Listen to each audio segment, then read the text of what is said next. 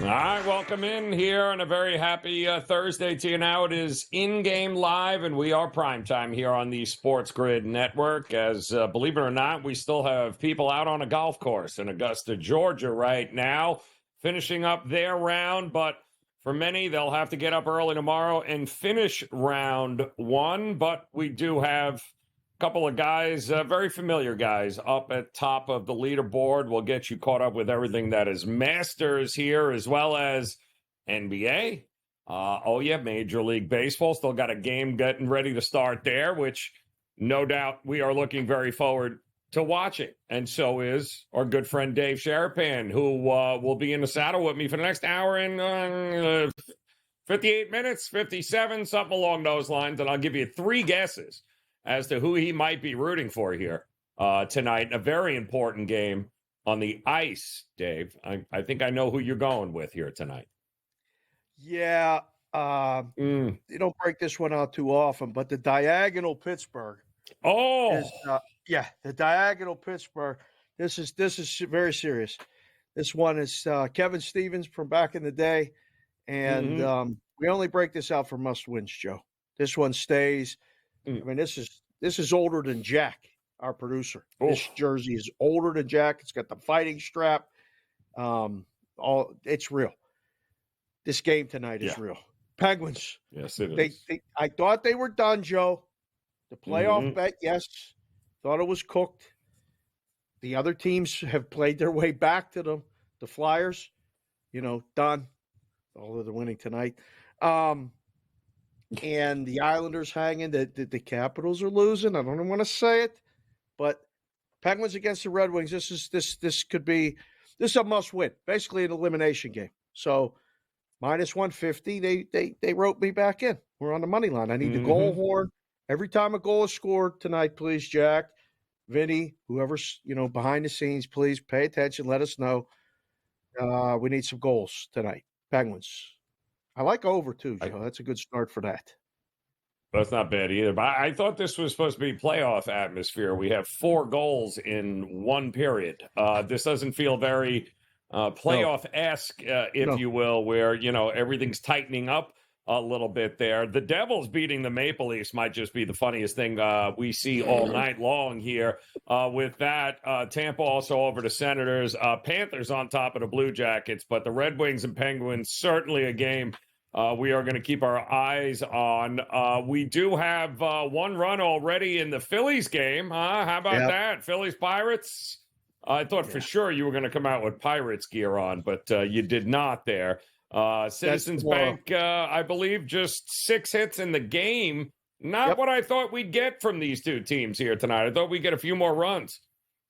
No, Jones is really good for the Pirates. Young kid, and I think he's going to give you quality starts more often than not.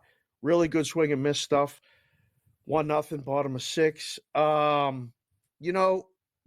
If you ever look at this game every year, okay, I got a friend, Captain Jack on the Twitter. You guys might know him, you might not.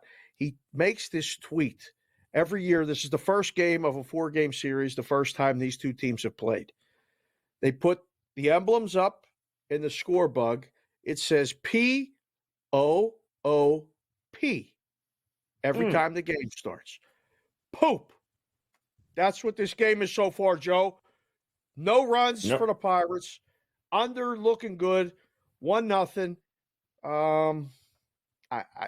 You know what we did with Cam and Gabe and stuff back in the day on this show on InGame Live. The city parlay's no good. They never win in the same night, Joe. So if the Penguins win, I'll sacrifice the Pirates' loss. They don't win. Yes. You know how that works. Yep. Miami, Toronto. Doesn't work. Yep. It never hits. Yep. I didn't even take that into consideration here, Dated Truth. So, you're going to have to pick your poison is what it may very well come down to. But at least the Pirates are losing. 1-0 Phillies there. Knotted up 2 apiece. Pittsburgh and the Red Wings. They are finishing up their round and at Augusta. Many are anyway. But we still have looks like we're going to have one person up at the top of the leaderboard, that being Bryson DeChambeau up at the top, 7 under par. Guess who? And we used to say that when Tiger Woods was involved in this many moons ago, but now it's Scotty Scheffler, 6 under par, second. Hogart, I believe, is 5 under. Homa, former Masters champ Danny Willett at 4 under par. So it's a pretty decent leaderboard with a lot of guys lurking. Tiger, I think, still 1 under, but may have a hole or two left to play tomorrow. But my goodness, watching him labor around Augusta is not great television. I just, my goodness, which is why I haven't taken on him not to make the cut and eventually go home after tomorrow, because he just looks like he's one swing away from a leg or a shoulder or something falling off here, Dave. Being it's done. painful. Yeah, one swing away from being done every time. It's tough to watch. Is that a green jacket you have on? No. Not until Sunday. Until Sunday. It's sacrilegious. All right. We'll have Brady on later. Brady's been coming on every day this week. We'll dive into the golf more. Was there a hole-in-one by anybody today? We're on the hole-in-one prop. Yes. Yes, I think we got it out of the way already. Yeah, I think it's over already. Yes. Yeah. That's great news from Jack. Yep. That's outstanding. I don't even know who did it. I love the hole-in-one prop on Thursday. Every year. Scotty, Scotty Wetzel takes that every year. He loves the hole-in-run. He loves the overall score props, how many under par. He likes all those exotics. And this really is the Super Bowl of betting, right? For golf. I don't think any other kind of standalone event like this garners as much betting action as the Masters. I mean, people who know nothing about golf, never watch golf, tend to jump right in here, Dave, on this, don't they? It's unbelievable. For years, my wife's Aunt Mary Jane, who now lives in Tampa, would want us to bet Freddie Couples for her every single year because it was the Masters, because she thought Freddie was cool and that he could win. And this is what people do. They bet the same golfers because they're familiar with the course. They love, the azaleas, Amen Corner, the stories. It's a tradition unlike any other, all of it. And it's the first one. The first major always gets all the money. Yep. When Tiger's in it, it's better for business. Although now, guys like you, guys like me are going, he's not going to make the cut. Let's bet against him. So it's kind of turned. But you mentioned Scheffler and DeChambeau's at the top. I think, when's the last time the guy that finished first in the first round won the tournament? We could basically cross Bryson off the list. Looking to bet Scheffler maybe. I don't know. Guy's a machine, Joe. Scheffler. What's he going to be? Minus 150 tomorrow? It's unbelievable how plus disgustingly cheap he was.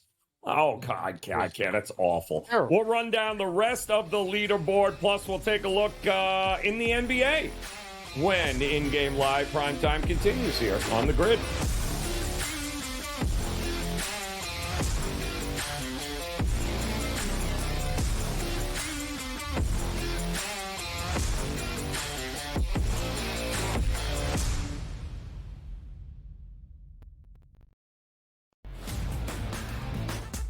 If you passed him up as a Heisman Trophy winner and he lights the league on fire like C.J. Stroud over a Bryce Young, you might not make it as a head coach or in your regime here. I just don't think they can pass over Daniels at number 2. He's sitting at 5.8 goals, saved above average. He has been standing on top of his head for this team, but defense has to help him out a little bit.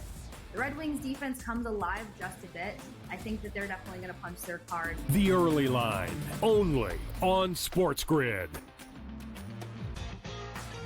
Victor Hovland right now can probably hit it right where he's looking on the range. But the problem is when you get out to a golf course, especially like Augusta National, it's a big, big picture. You can see every shot in the world, but the targets are really, really small. I feel like whoever we pick is going to win. I feel like we have the power to choose the winner of this tournament. I know. I'm surprised more guys haven't reached out. And they might, and they probably will. Only on SportsGrid. 89-87, 0.6 seconds remaining. Big drama here in this game. Always frustrating when your Final Four parlay and bracket gets busted, but here we go. I'm done. Look what he is now. He's on FanDuel, plus 120. Almost even money to win the tournament. So you actually, if you did get him at plus 260, you got a pretty good, better investment than you had before. Just saying. Sports Rage Late Night, only on SportsGrid. Your gut says Miami is going to win, and you should take the over. Your gut also said your NFT selfies would only go up in value. They didn't. But your head is on SportsGrid and knows the QB is in concussion protocol. The backup has a 45 QBR against the zone coverage. The New York D has the most sacks in the league. So yeah, trust your head. It's smarter to be on SportsGrid. Anyone that's been to a sporting event, the atmosphere before a game, I think Game Time Decisions has that same exact atmosphere. This is our arena. This is what we do. There is going to be an energy to Game Time Decisions that you will feel night in and night out. The excitement you get when you lock your bets in, when you're figuring out what you want to do, we can zone in on the biggest games each night. I want this to be the place that people come to before the games start so they feel as ready as possible to lock in their cards. We are going to hit every single one of those markets that you need to know about. We're going to go through every single thing, and I've got a great team behind me that's going to help me get the job done. There is not going to be a better place, I promise you, than Game Time Decisions to get that new information, react to it, and be able to then bet accordingly. We will have everything at our disposal, and we will use that to our advantage.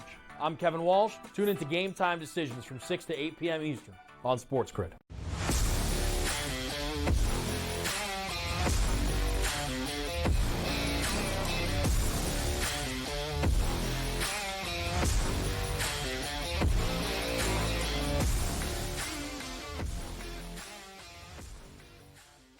All right, welcome back in here, in-game live, prime time here on the Sports Grid Network. Joe Raineri alongside Dave Sharapan is keeping an eye as they wrap up what is left of some sunlight or any light at this point in Augusta as round one coming to a close with Bryson DeChambeau sitting up at the top of that leaderboard at -7, and you know who right behind him. Scotty Scheffler sitting there at -6. So we've got all sorts of groupings and tee times tomorrow. We'll get you caught up with what's happening there. We do have a 1-0 Phillies lead over the Pirates, top of the 7th. Also, the Red Sox and Orioles. Red Sox on top, 2-0 here in the bottom of the 4th. The Mets demolished Atlanta earlier, and don't look now, but the Kansas City Royals just swept the Houston Astros. 13-3 is the final here today. Brady Singer on the mound pitching a gem there. And just like that, at 9-4, the Royals are sitting pretty right now here with a lot of young enthusiasm, great bullpen, great starting pitching. Things are going well. Not going well for the Rangers, Dave. We had a feeling that we thought maybe the A's weren't going to sweep them, right? They were going to, Texas was bound to win one yesterday, which, they did, but they lost today 1-0. How do you lose 1-0 at home to the Oakland A's, Dave? How is that even, are they even allowed to keep the championship when you lose 3 out of 4 to the Oakland A's this early? Is that even allowed? You know how this thing goes, Joe. Baseball is baseball. Anything can happen. Guy can pitch a good game, even in an A's uniform. Okay? Mm-hmm.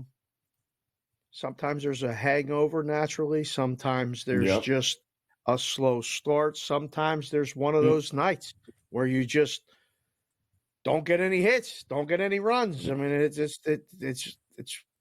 baseball. It's the sport. Yep. You see these odds and you reflect, you go, wait a second. All right. 190, close 199 and a half was the total. Flew way under. I don't know. I'm not surprised. Is Oakland going to be better than people think? I mean, Colorado's going to be bad as bad could be in the National League. There's a couple bets. Which team will have the worst record? Oakland's a small favorite. Colorado's right behind. But then there's the Chicago White Sox, who look like they're going to be bad. Another 100-loss team, I think. Yep. I don't know. Maybe Oakland won't finish with the worst record in the AL. I'd be shocked if that's the case. Quite honestly, I'd be shocked with that here. I mean, you're right. It's a long season, and Sears is quite honestly the best arm in that rotation. So the fact that he almost went, 7 and threw a no-hitter, but the Rangers, oh, yikes. Not good there. And the A's sitting at 5-8 now. I didn't even have them getting their 5th win until next month. So I guess they were ahead of schedule. So's Mother Nature, by the way. More rainouts today. Brewers, Reds were wiped out. Twins, Tigers wiped out. That is certainly the nature of the beast this time of year in Major League Baseball. So a whole lot of double headers in the near future for some of these teams.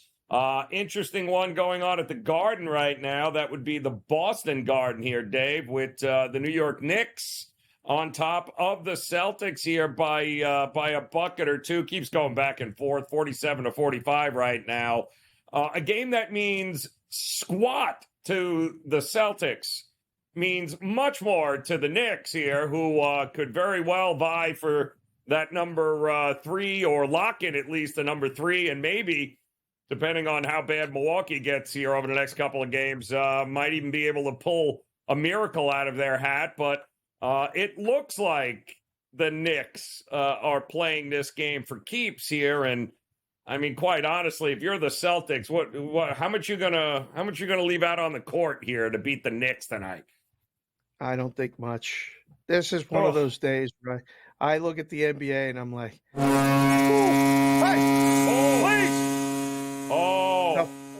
Yes. I was hoping I was the Penguins. Wow. No, the Flyers definitely not the hanging Penguins. on for dear life, 8 losses in a row, and still can make the playoffs. I didn't need to hear that, Jack. I'm rooting for your Rangers tonight, but thank you for the goal horn. NBA is really tough, like really, really tough tonight, right? You got, like you said, Knicks and the Celtics. I mean, what does it mean? It doesn't mean anything at all to the Celtics other than just accumulating statistics, keeping rhythm. I don't even know why you would play most guys in that spot. Chicago, Detroit, good luck.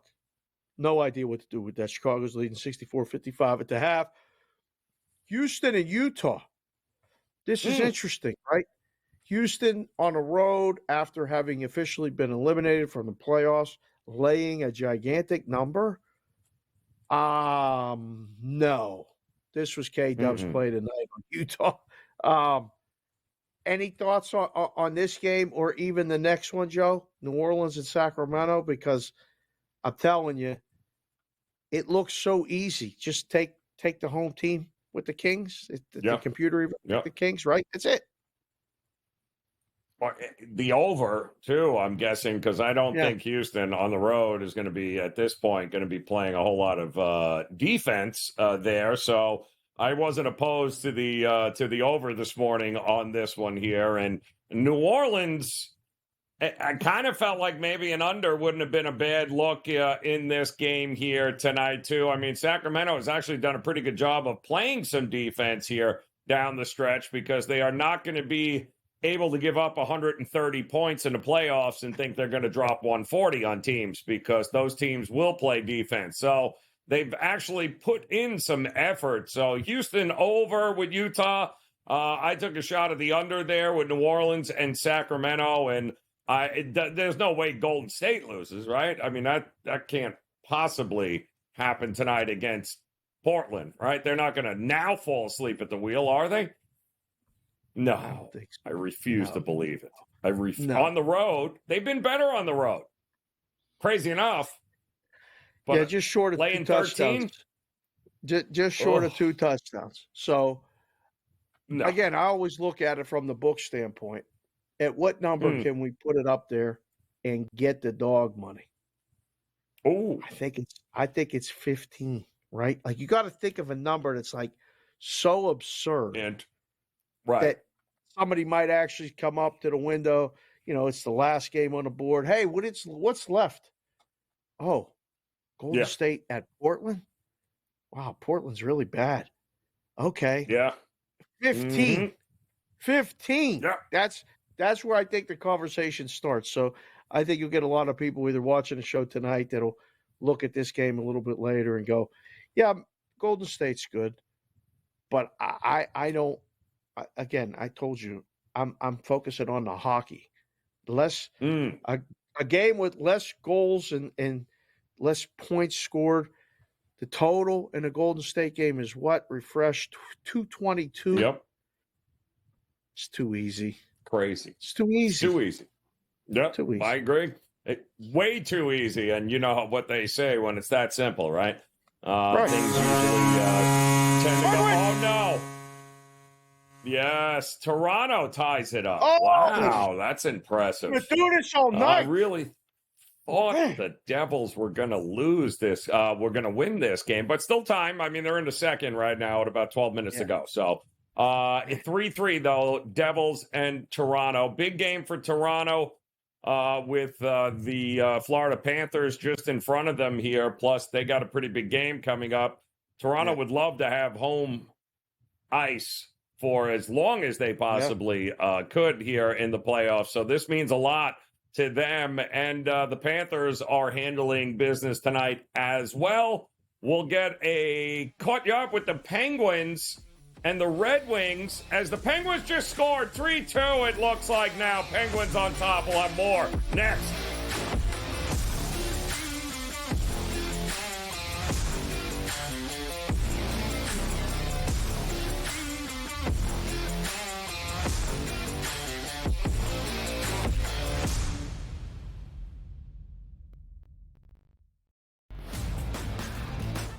Boy, if you passed him up as a Heisman Trophy winner and he lights the league on fire like CJ Stroud over a Bryce Young, you might not make it as a head coach or in your regime here. I just don't think they can pass over Daniels at number 2. He's sitting at 5.8 goals, saved above average. He has been standing on top of his head for this team, but defense has to help him out a little bit. The Red Wings defense comes alive just a bit. I think that they're definitely going to punch their card. The early line, only on SportsGrid. Victor Hovland right now can probably hit it right where he's looking on the range. But the problem is when you get out to a golf course, especially like Augusta National, it's a big, big picture. You can see every shot in the world, but the targets are really, really small. I feel like whoever we pick is going to win. Like, I feel like we have the power to choose the winner of this tournament. I know. I'm surprised more guys haven't reached out. And they might, and they probably will. Only on SportsGrid. 89-87, 0.6 seconds remaining. Big drama here in this game. Always frustrating when your Final Four parlay and bracket gets busted, but here we go. I'm done. Look what he is now. He's on FanDuel, plus 120. Almost even money to win the tournament. So you actually, if you did get him at plus 260, you got a pretty good, better investment than you had before. Just saying. Sports Rage Late Night, only on SportsGrid. Your gut says Miami is going to win, and you should take the over. Your gut also said your NFT selfies would only go up in value. They didn't. But your head is on SportsGrid and knows the QB is in concussion protocol. The backup has a 45 QBR against the zone coverage. The New York D has the most sacks in the league. So yeah, trust your head. It's smarter to be on SportsGrid. Anyone that's been to a sporting event, the atmosphere before a game, I think Game Time Decisions has that same exact atmosphere. This is our arena. This is what we do. There is going to be an energy to Game Time Decisions that you will feel night in and night out. The excitement you get when you lock your bets in, when you're figuring out what you want to do, we can zone in on the biggest games each night. I want this to be the place that people come to before the games start so they feel as ready as possible to lock in their cards. We are going to hit every single one of those markets that you need to know about. We're going to go through every single thing, and I've got a great team behind me that's going to help me get the job done. There is not going to be a better place, I promise you, than Game Time Decisions to get that new information, react to it, and be able to then bet accordingly. We will have everything at our disposal, and we will use that to our advantage. I'm Kevin Walsh. Tune into Game Time Decisions from 6 to 8 p.m. Eastern on SportsGrid.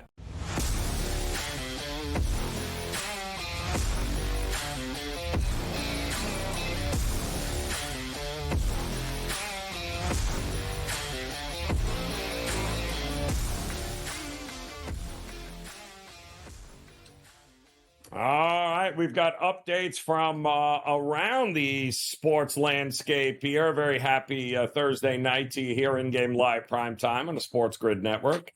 We'll start with Dave Sharapan's Pittsburgh Penguins. Sidney Crosby, if I am not mistaken, has now entered the top 10, is it, in points, I believe, all time, with a goal.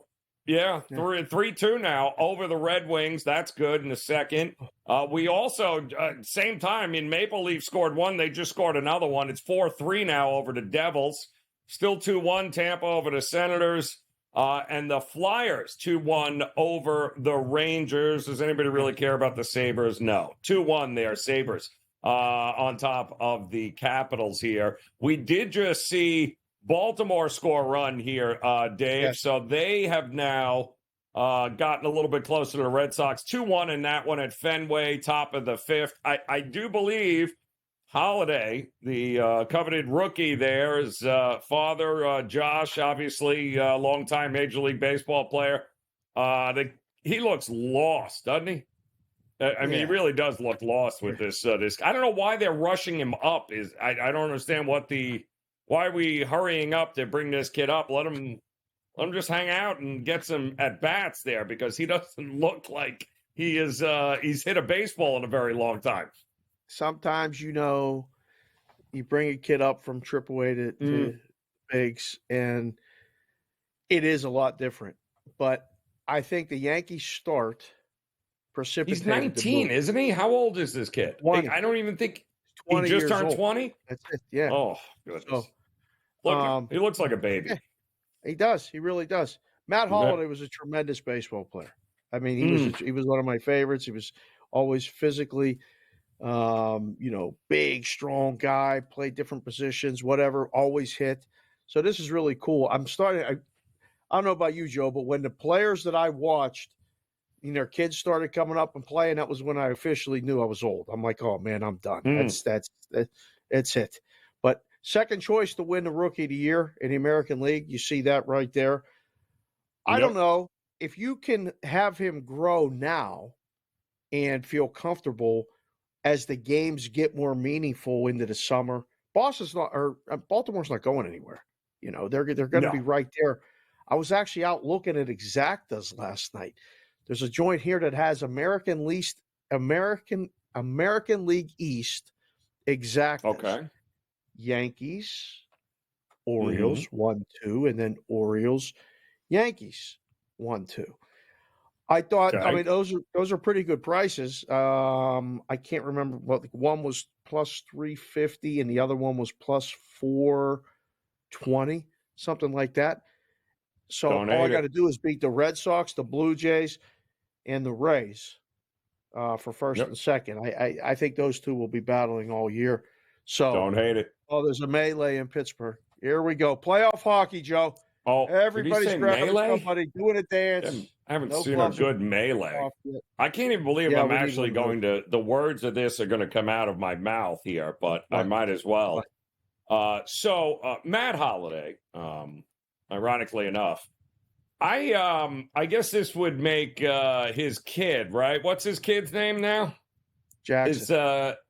Jackson, yeah, okay. So I played for Jackson's grandfather at Oklahoma State, which means Matt and Josh, by the way, is his brother. He's now the head coach of the Oklahoma State Cowboy baseball team. But yes, I played for Matt's father at Oklahoma State, and I remember Matt. He was at every practice. He was like this little thing, and he used to do, he used to put the balls on the tees for us. He used to soft toss for us, the whole nine along those lines. And he was, even then, we'd, throw him up at the plate and let him hit the ball. We were all like, my goodness. I mean, he was like 7 to 8 years old and just crushing the ball there. And then sure enough, he grows up to be a pretty damn good Major League Baseball player. I remember exactly when he got drafted by the Rockies. It was actually pretty funny. But yes, so his father and Jackson's grandfather, we played for. And by the way, now his brother Matt's brother, his uncle, is the head coach of the Oklahoma State Cowboys. So the whole Holiday family was pretty baseball oriented. That's pretty wild. That's officially, you start to go, man, oh man, like I remember that, and now he's playing. He's got a kid that's go playing. Change my depends. Yes, it's coming. Terrible. I can't even believe the words came out of my mouth as I was saying that Jackson's grandfather was the coach at Oklahoma State. But a long list of, we knew very young that, Matt was going to be a pretty good baseball player. Now his son, I'm rooting for the kid. I hope he gets, and you know what'll happen is he'll get one hit and then he'll go 11 out of his next 13 up at the plate, and that'll be the end of it there. But I didn't think they'd bring him up this quick. I really didn't. I thought they would have waited until we got to about June or July when that cutoff is that they can bring guys up. But hey, listen, he's there. They might as well take advantage of it right now. Still 2-1 in that game. And I must admit, I don't know how we didn't jump on this even more. We got another one. Winnipeg over Dallas right now on the road. How do you like that? Dallas, that's a huge game for the Jets there. 1-0 over Dallas, in Dallas, by the way. What about 4 minutes ago in the first? The Canadians are beating the Islanders also, which cannot make George Kurtz very happy right about now. 1-0 in that one as well.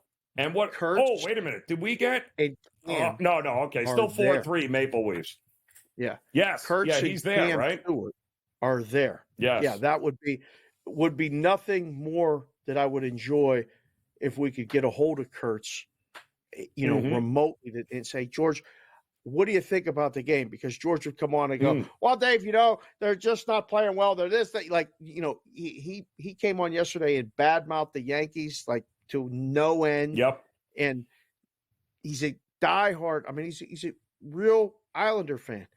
And he just like, they can't hold leads. They don't they start slow, blah, blah, blah, blah, blah. Like, it would be fun if we could get a hold of Kurtz, if we could actually dial it up. That'd be good. They got to win a hockey. They lose. He's going to be upset. He's going to be mad.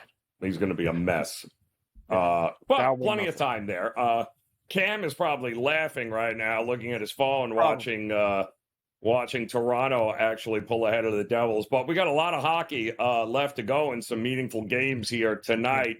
And the Jets are the last one to get on the, I believe they're in 1-0 with about 4 minutes to go in this one. And we had said it earlier. I don't know why we didn't put more money on this game, but the Knicks have taken the Celtics out behind the Boston Garden and just smack. It is now 69-48. Wow. The New York Knicks are leading at the break. I think when we did the update, and it was 45-43, I think the Knicks heard us. And wow. I thought it was 49-45. Yeah. What 21 points. What the? 21 points. Okay. That's a nice so that's done, right? Like the Knicks, the Knicks are going to win. What's the end game? 15.5. No. 15.5. They only had 6 minutes left to go in the half, and they just rattled off an unbelievable run down the stretch. 37-19, they outscored the Celtics there in the second quarter. That's how you do it. My goodness. But wow, Celtics, that was some awful shooting to finish up that half. Tatum's got 13, Brown's got 9, Porzingis 7. And here's the worst part, Dave. They played everybody, the Celtics, everybody. All the starters are in the game here, and that's the kind of effort that they put forward. Wow. What do you think the purpose of that is? Like, why? No idea. I'm just trying to think what Missoula would have said. Like, listen, guys, you're going to get the rest of the week off. You won't have to play the last two games, but you're playing tonight. Yes. Let's go.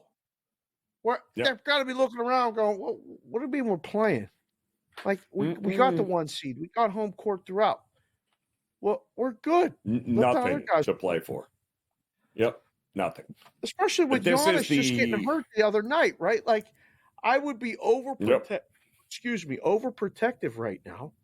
Going, guys, we're good. Let's get this home. Let's get some bench guys time. I don't know. Seems too easy, but again, these guys have more qualifications than me. I just saw the update. I guess here. they got to earn that check. 1,590 points for Sidney Crosby. That is now 10th most points in NHL history. Yeah. So that's impressive. Pretty big. Is it Penguins? Oh no! Adding some cushion here, Penguins. Wow! Leave no doubt, Herman. Unbelievable. Let's go. 4-2 now. Come on. Over the Red Wings. Still 6 minutes to go in the second here with that, too. Also, the Panthers tacked on an extra one. 3-0 against the Blue Jackets. There, Maple Leafs with the Devils on a power play here in the second with Toronto up 4-3 here still. So, a lot of hockey still to go here. We got a couple of more. Penguins play the Panthers in the playoffs. Can we go? I'll come down and see you. Well, you can come on down, but we need the Capitals to lose here tonight. That would be great as well. Yes, we'll root that home next on the Grid.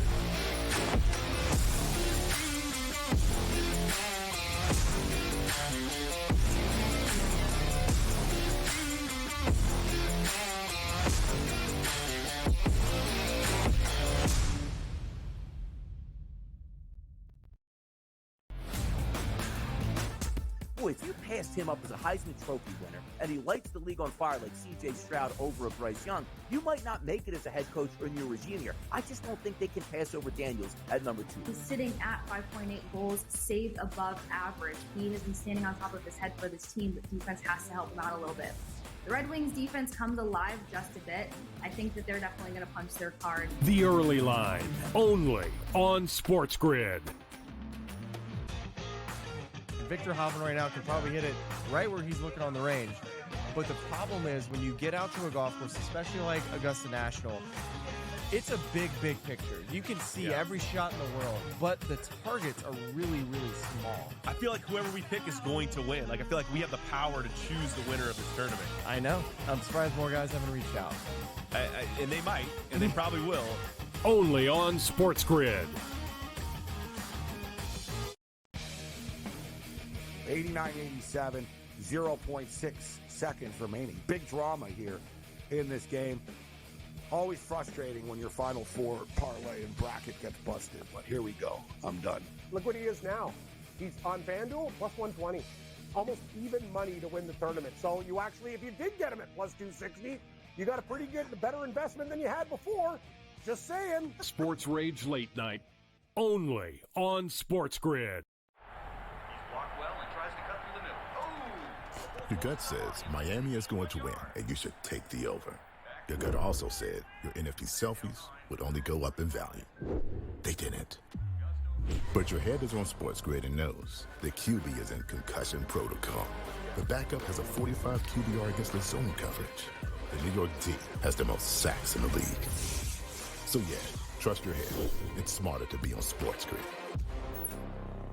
Anyone that's been to a sporting event, the atmosphere before a game, I think Game Time Decisions has that same exact atmosphere. This is our arena. This is what we do. There is going to be an energy to Game Time Decisions that you will feel night in and night out. The excitement you get when you lock your bets in, when you're figuring out what you want to do, we can zone in on the biggest games each night. I want this to be the place that people come to before the game starts so they feel as ready as possible to lock in their cards. We are going to hit every single one of those markets that you need to know about. We're going to go through every single thing, and I've got a great team behind me that's going to help me get the job done. There is not going to be a better place, I promise you, than Game Time Decisions to get that new information, react to it, and be able to then bet accordingly. We will have everything at our disposal, and we will use that to our advantage. I'm Kevin Walsh. Tune into Game Time Decisions from 6 to 8 p.m. Eastern on SportsGrid.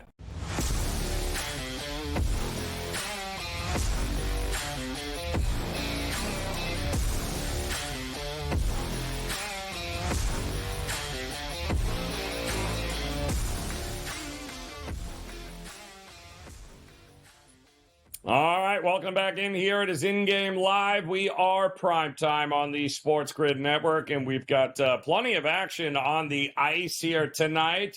Power play opportunity here, I believe, coming up for the Devils again in a 4-3 Maple Leafs lead right now. Just about a minute left to go in the second period, but we kind of have history being made in this game as we welcome in Joe Madden joining us here tonight. And Joe, you were just mentioning here, and there's a couple of props that are just rinse and repeat, laughable, that if you're not playing them, you're not paying attention.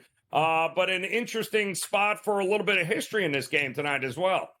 Yeah, absolutely. Austin Matthews has been straight on fire. He hit the 66 goals to surpass Ovechkin's 2007-2008 record in his last game out. And when he hit 69, because it's a question of when, not if he hits the 69, he's got 2 tonight, you guys. 2 goals for Austin Matthews was plus 430. So hopefully you guys were riding that. Even the 2+ points was plus 142. There's lots of time left in this game. And when he hits 69, he will tie Mario Lemieux's record in 95-96 season for 69 goals. If he hits 70 on the season, which we know he will, this record hasn't been hit since the 92-93 season. So Austin Matthews on absolute fire. Just keep playing him for that anytime goal. The books have juiced it, though, just for the one. It was minus 110 for the anytime goal tonight, Joe. Impressive. Joe, this is when I get confused. It's Joe and Joe. I'm going to call you Joe, and I'll call Raineri. But Joe, I was at all those games. I was a season ticket holder when Lemieux got all those goals. So I'm hoping. I mean, it's fun to see ties or records get tied when they're your guy. I mean, Mario would be okay if he breaks it, but records are made to be broken.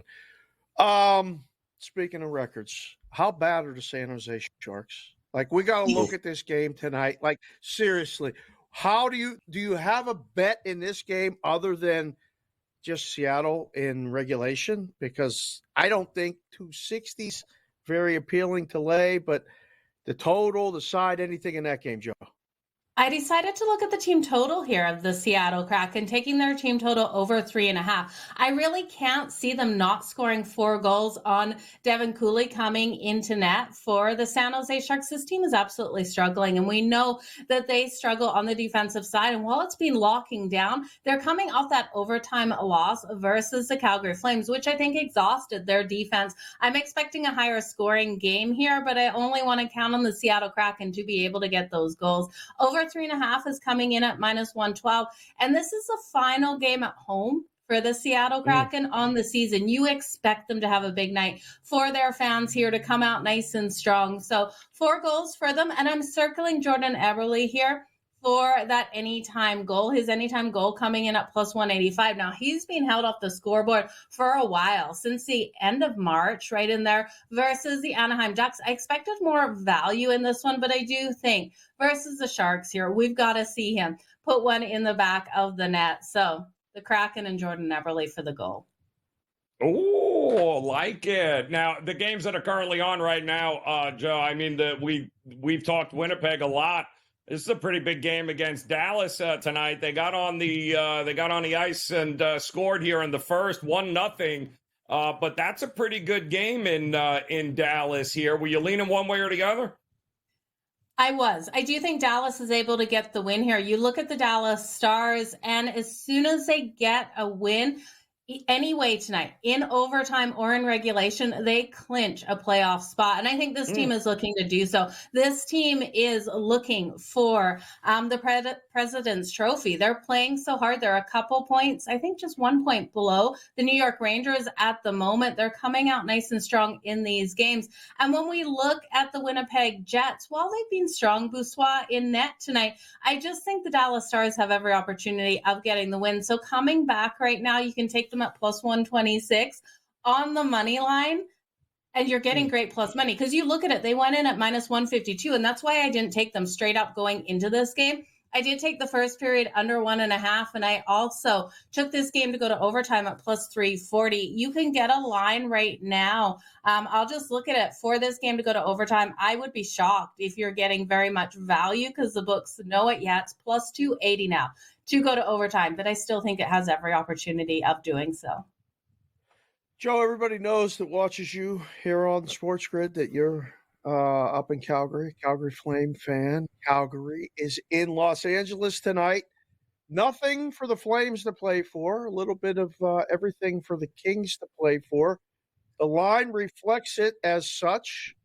Any thoughts, opinions, best bets, anything you got in this game?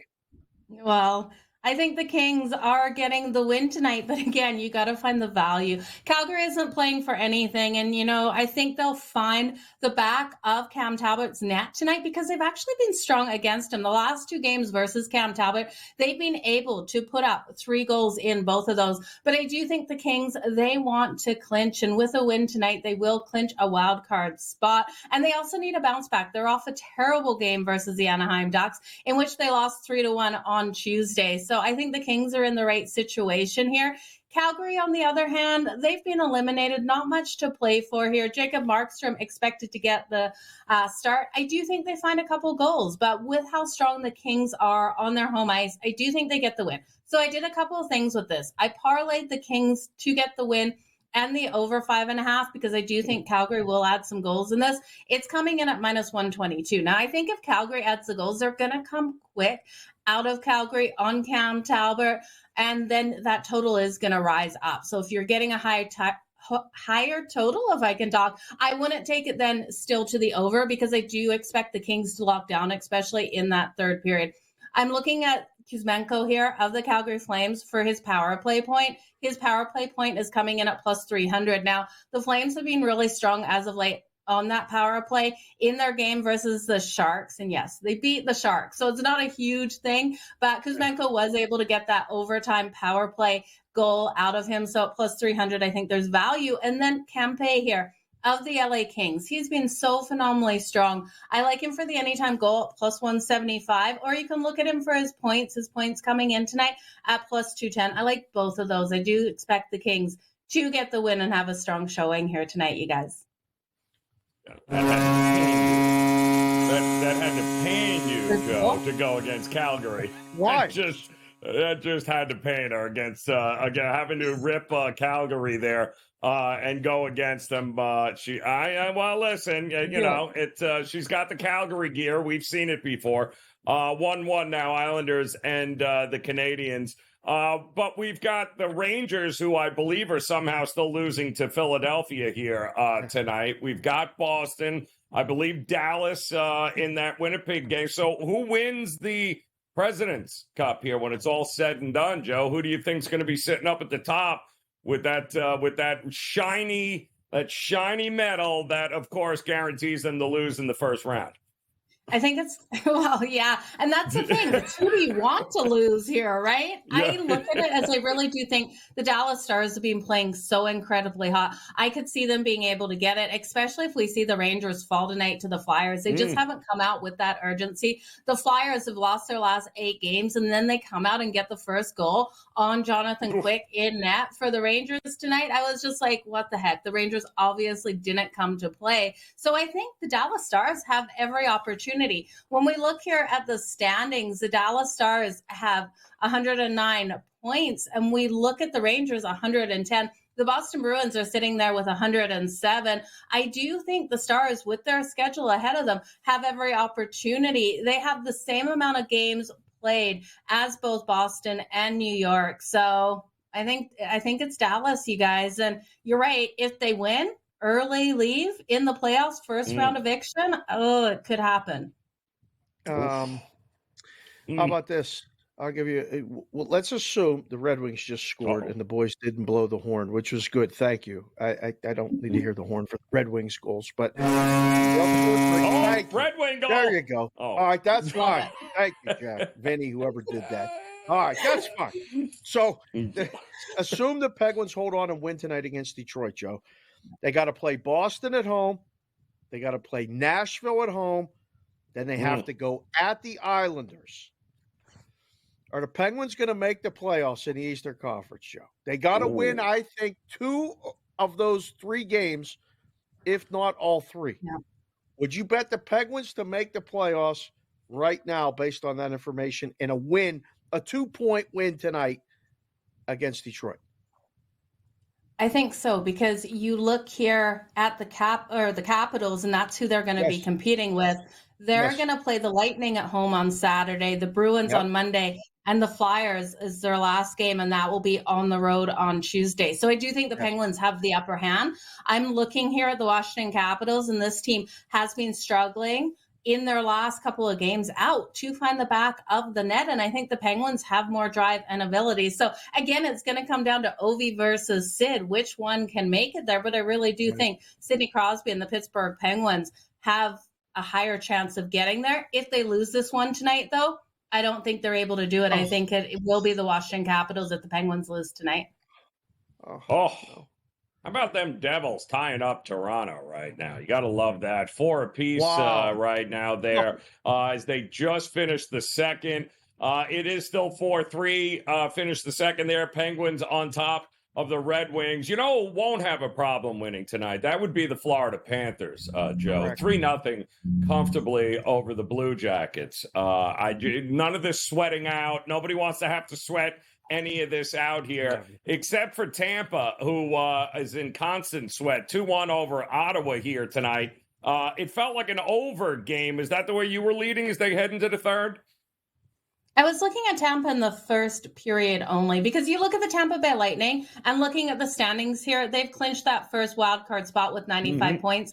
They're not catching the Toronto Maple Leafs. They're too far behind to take that third place in the Atlantic. So I did look at the Tampa Bay Lightning. I did look at the over, because we know the Ottawa Senators have been out there to play upset, but I wasn't willing to lay the price on Tampa to get the straight out win for the full game with how the Sens have been playing. Now, looking at that live line, you guys, with the Senators down only 1 goal, you're getting plus 320 on the Ottawa Senators. How can you say no to that? This team wants to come out and upset these teams. Now, this isn't the most impactful upset, because it's not really going to do anything for the Tampa Bay Lightning. They're not going to be out of a wild card spot. They're not going to move down to the second in the wild card position. They're going to stay in that first spot. So for the Lightning, their only objective is going into the playoffs, play strong hockey, but not get hurt. And Ottawa is a scrappy, hard-hitting team. So you could see in this one the Ottawa Senators pull off that upset. All right, Joe, you got 30 seconds. Is the Cup coming back to Canada?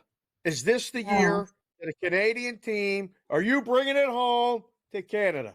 30 seconds. I can't see it. I really can't. You look at the Vancouver Canucks, and Demko is still a huge question mark. Not sure when he's going to be back. All talks are that he'll be back in time for the playoffs. But without him being on the ice so long, I have questions there. The Winnipeg Jets, again, I have questions with the Winnipeg Jets. And Connor Hellebuck went through that downward spell offensively. They have been struggling to find the back of the net. The Edmonton Oilers, I don't trust Stuart Skinner, and it comes down to that.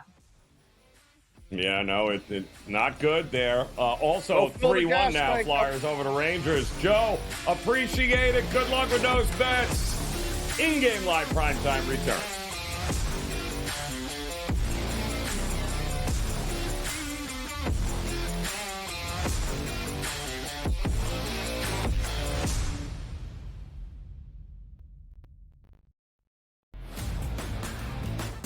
Boy, if you passed him up as a Heisman Trophy winner and he lights the league on fire like C.J. Stroud over a Bryce Young, you might not make it as a head coach or in your regime here. I just don't think they can pass over Daniels at number 2. He's sitting at 5.8 goals, saved above average. He has been standing on top of his head for this team, but defense has to help him out a little bit. The Red Wings defense comes alive just a bit. I think that they're definitely going to punch their card. The early line, only on SportsGrid. Victor Hovland right now can probably hit it right where he's looking on the range. But the problem is when you get out to a golf course, especially like Augusta National, it's a big, big picture. You can see every shot in the world, but the targets are really, really small. I feel like whoever we pick is going to win. Like, I feel like we have the power to choose the winner of this tournament. I know. I'm surprised more guys haven't reached out. And they might, and they probably will. Only on SportsGrid. 89-87, 0.6 seconds remaining. Big drama here in this game. Always frustrating when your Final Four parlay and bracket gets busted, but here we go. I'm done. Look what he is now. He's on FanDuel, plus 120. Almost even money to win the tournament. So you actually, if you did get him at plus 260, you got a pretty good, better investment than you had before. Just saying. Sports Rage Late Night, only on SportsGrid. Your gut says Miami is going to win, and you should take the over. Your gut also said your NFT selfies would only go up in value. They didn't. But your head is on SportsGrid and knows the QB is in concussion protocol. The backup has a 45 QBR against the zone coverage. The New York D has the most sacks in the league. So yeah, trust your head. It's smarter to be on SportsGrid. Anyone that's been to a sporting event, the atmosphere before a game, I think Game Time Decisions has that same exact atmosphere. This is our arena. This is what we do. There is going to be an energy to Game Time Decisions that you will feel night in and night out. The excitement you get when you lock your bets in, when you're figuring out what you want to do, we can zone in on the biggest games each night. I want this to be the place that people come to before the games start so they feel as ready as possible to lock in their cards. We are going to hit every single one of those markets that you need to know about. We're going to go through every single thing, and I've got a great team behind me that's going to help me get the job done. There is not going to be a better place, I promise you, than Game Time Decisions to get that new information, react to it, and be able to then bet accordingly. We will have everything at our disposal, and we will use that to our advantage. I'm Kevin Walsh. Tune into Game Time Decisions from 6 to 8 p.m. Eastern on SportsGrid.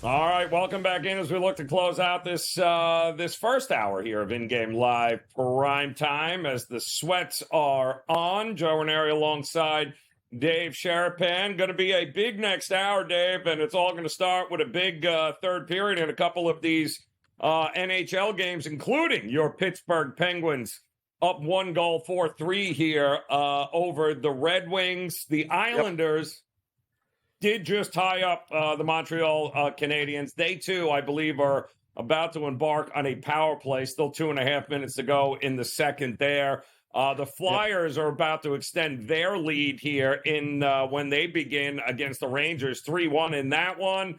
And I do believe the Maple Leafs and the Devils. What a third period that's going to be, Dave. Knotted up at 4 apiece. Yeah, this is good stuff. There's a couple college hockey games, too. Just got word from Wetzel and Cam. He gave out the under in the BU game.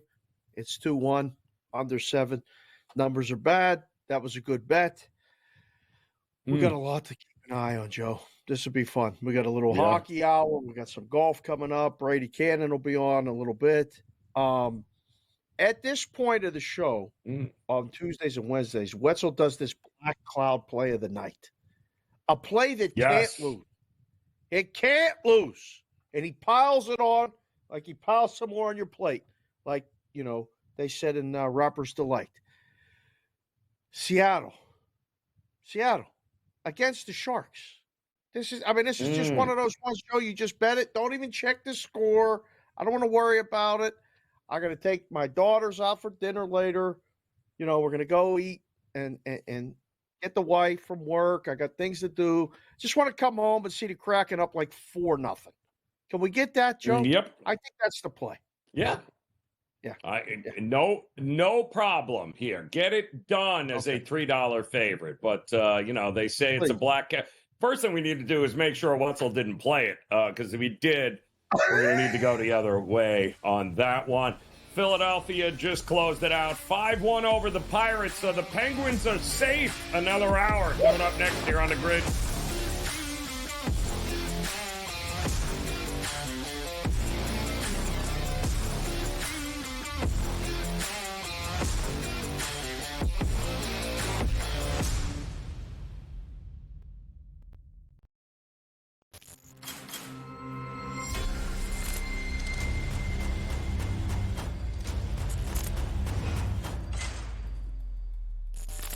It's smarter to be on SportsGrid.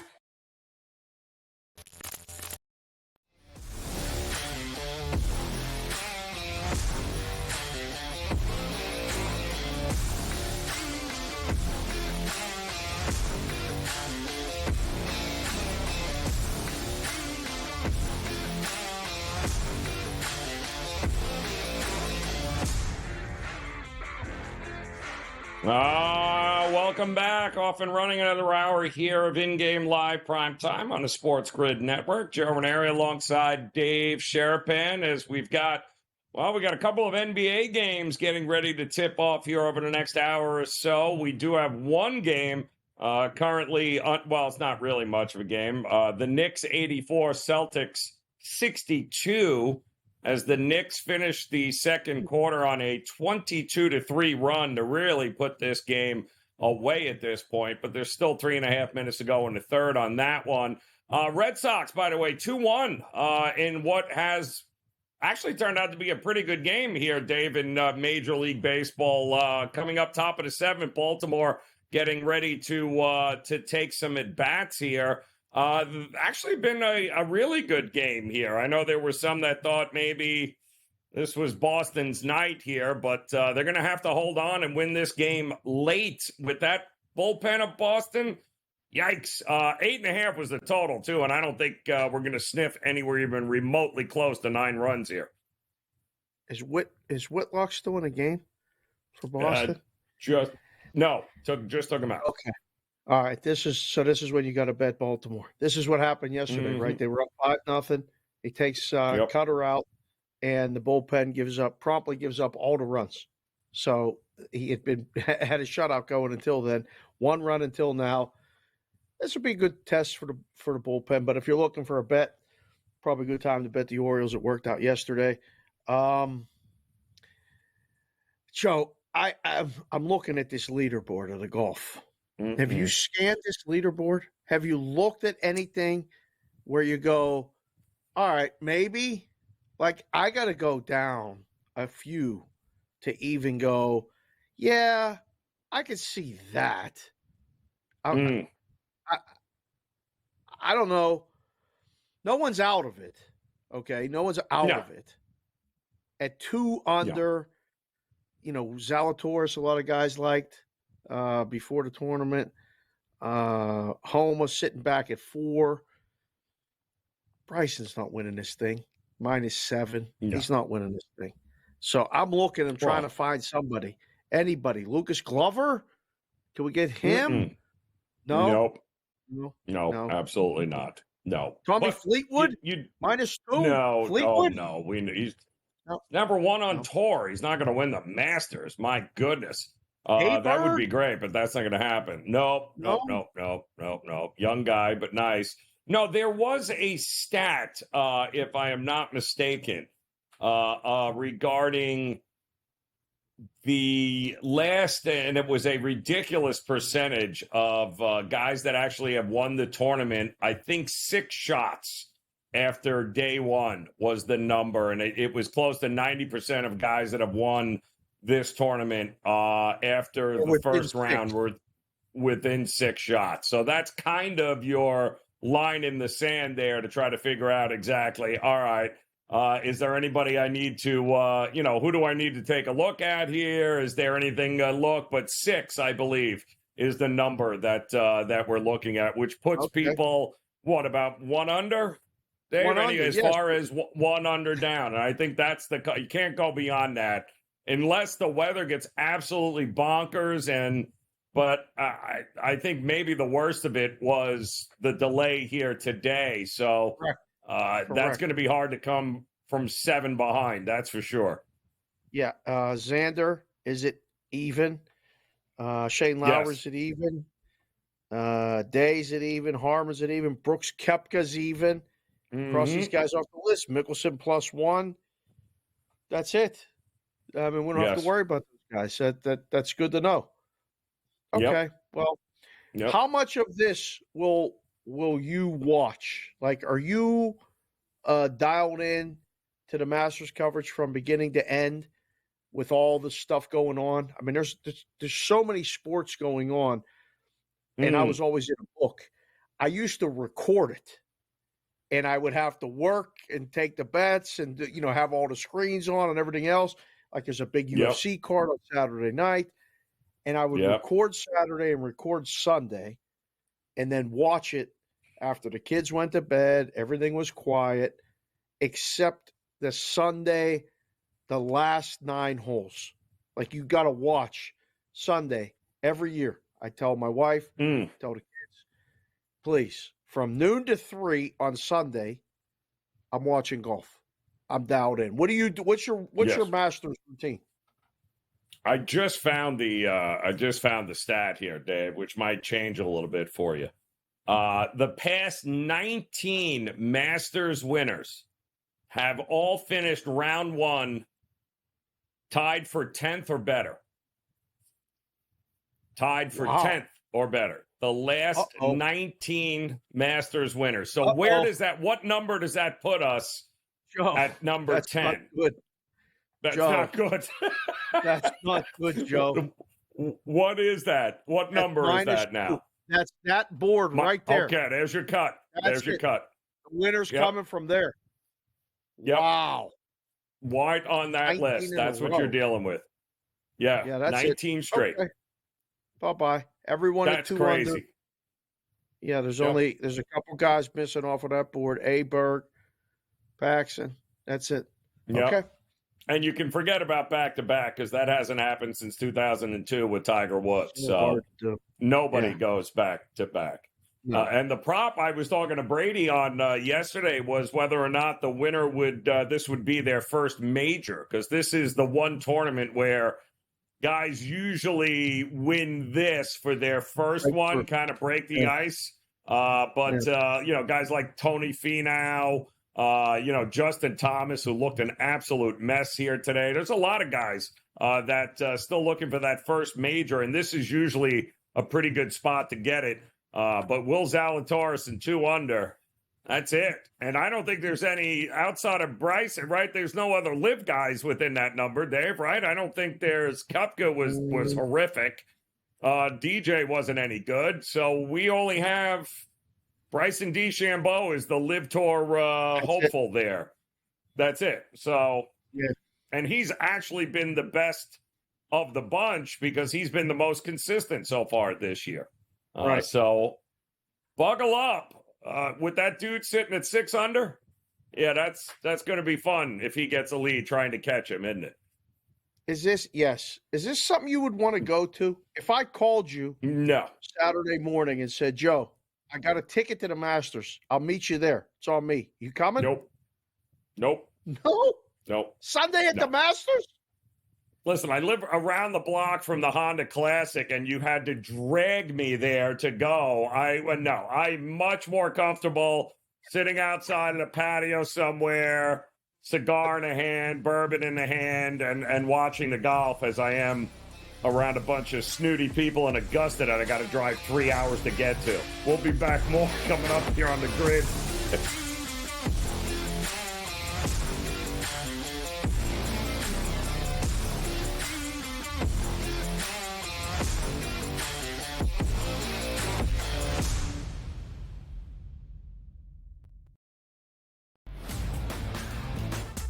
If you passed him up as a Heisman Trophy winner and he lights the league on fire like C.J. Stroud over a Bryce Young, you might not make it as a head coach or in your regime here. I just don't think they can pass over Daniels at number 2. He's sitting at 5.8 goals saved above average. He has been standing on top of his head for this team, but defense has to help him out a little bit.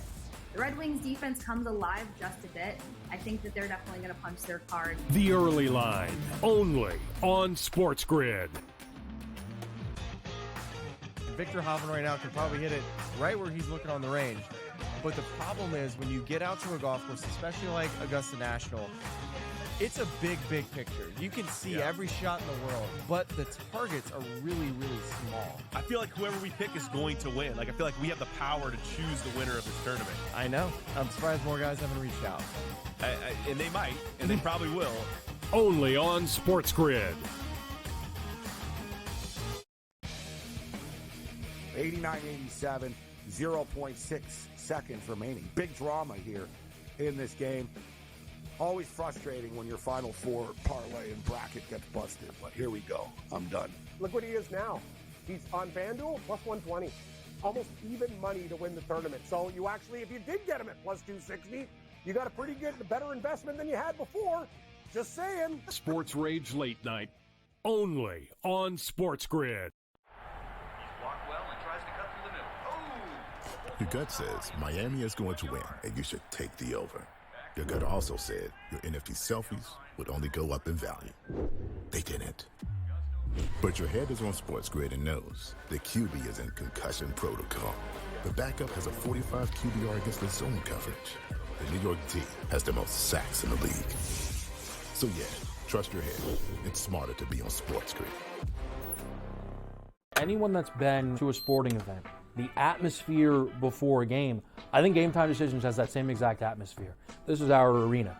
This is what we do. There is going to be an energy to Game Time Decisions that you will feel night in and night out. The excitement you get when you lock your bets in, when you're figuring out what you want to do, we can zone in on the biggest games each night. I want this to be the place that people come to before the games start so they feel as ready as possible to lock in their cards. We are going to hit every single one of those markets that you need to know about. We're going to go through every single thing, and I've got a great team behind me that's going to help me get the job done. There is not going to be a better place, I promise you, than Game Time Decisions to get that new information, react to it, and be able to then bet accordingly. We will have everything at our disposal, and we will use that to our advantage. I'm Kevin Walsh. Tune into Game Time Decisions from 6 to 8 p.m. Eastern on SportsGrid.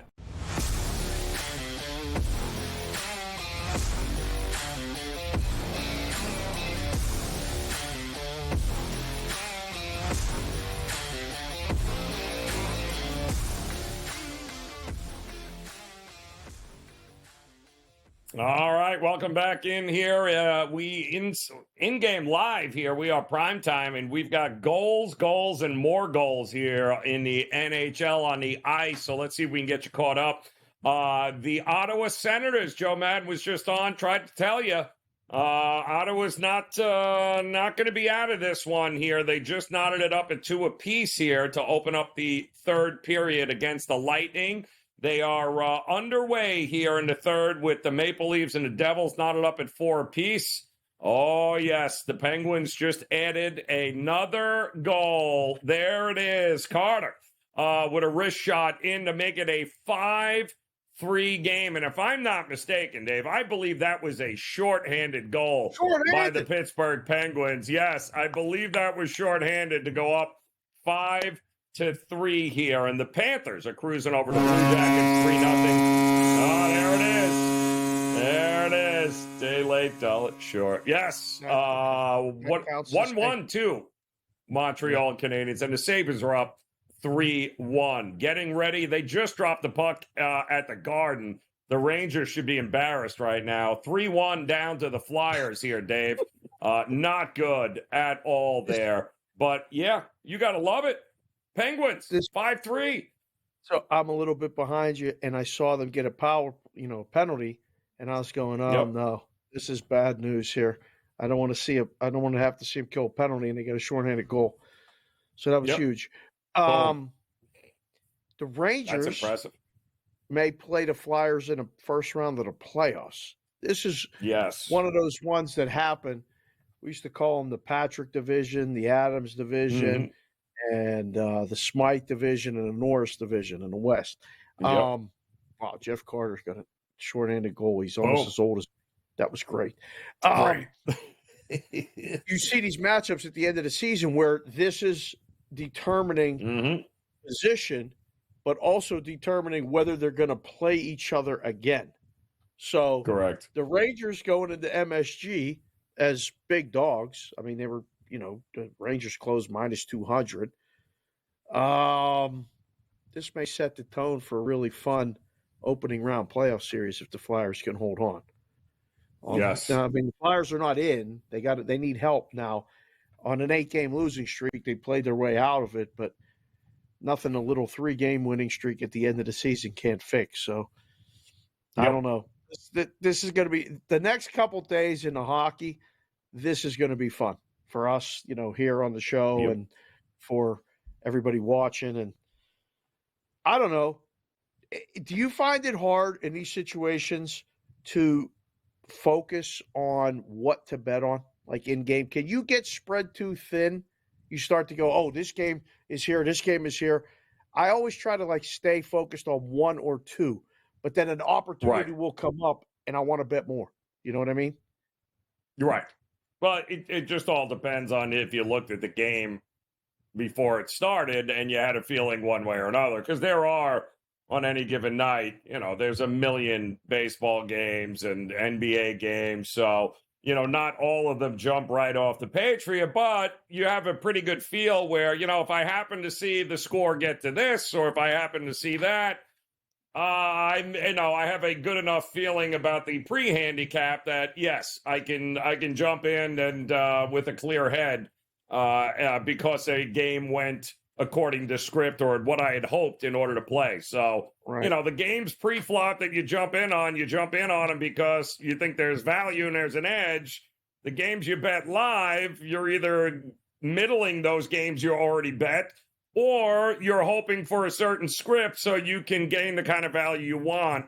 And that's what's great about baseball and the NBA and the NHL. When you get so many games on any given night, if you're paying attention, but we all notice because we preach it on the show here, Dave, where you got to be paying attention to what's going on, because those opportunities, those windows in game to be able to jump in and take advantage, not great.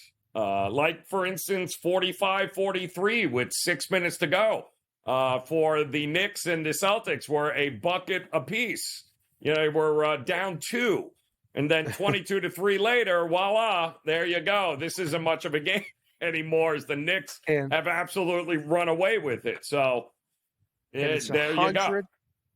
It's 100 to 71. 71. Give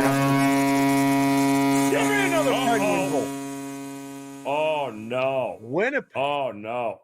Winnipeg up 2-0 now. That's interesting.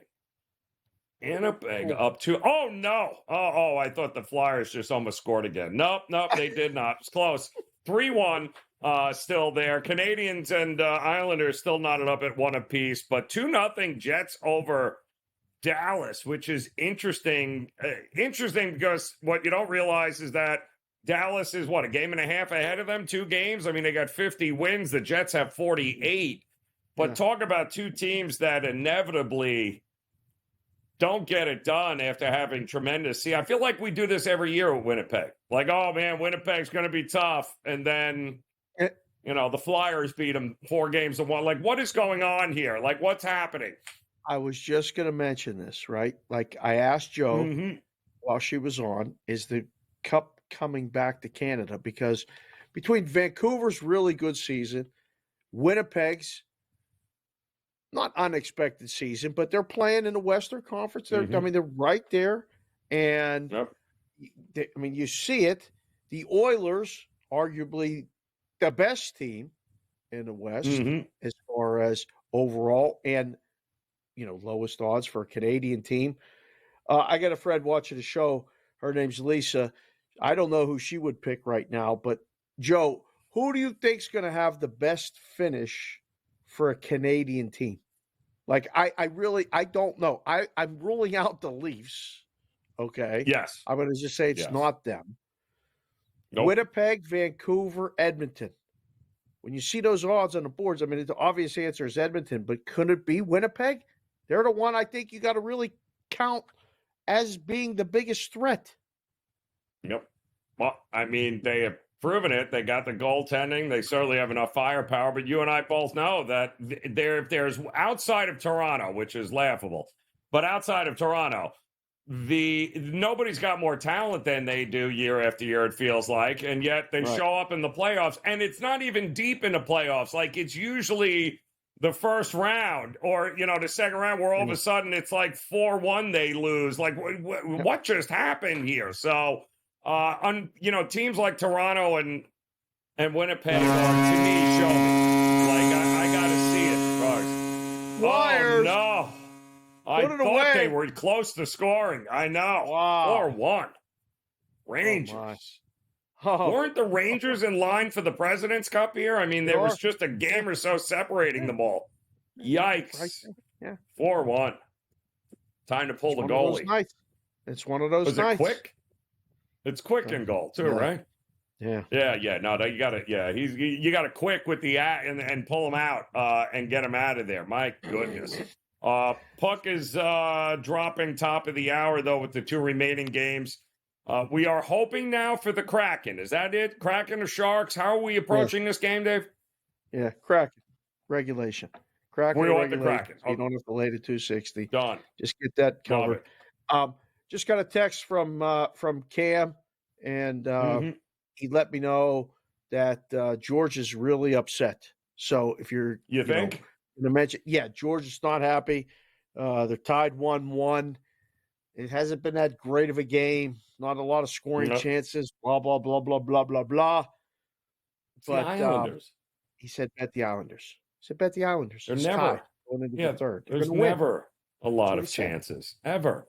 Yeah, I mean, he knows that. Not to mention they had to park and walk an hour to get to the stadium, and they only got to see 2 goals. So that's not going to be happy there. By the way, Jackson Holiday, not another hit. Still hitless here. 0 for 3 tonight with the Orioles. Top of the 8, 2-1.